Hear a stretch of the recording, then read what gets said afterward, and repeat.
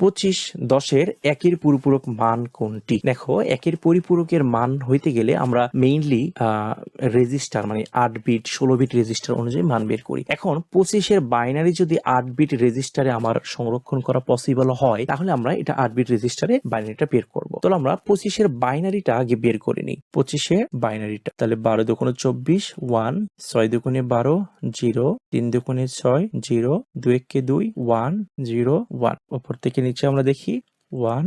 আমরা দেখি এখানে 5টা বিট রয়েছে, তাই না? 8 বিট রেজিস্টার যদি সংরক্ষণ করি, তাহলে সামনে আরো 3টা 0 দিতে হবে। একের পরিপূরক কাকে বলে? একের পরিপূরক হচ্ছে একের স্থানে 0, 0-র স্থানে 1 বসিয়ে যে মানটা পায় তাকে আমরা একের পরিপূরক বলি। তার মানে যেখানে যেখানে 1 রয়েছে সেখানে 0, যেখানে 0 রয়েছে সেখানে 1। তাহলে এখানে 0 রয়েছে 1 1 1 0 0 1 1 0। দেখি কোনটার সাথে মিলে যায়। 1 1 1 0 0 1 1 0 0 1 1 0। এই তো।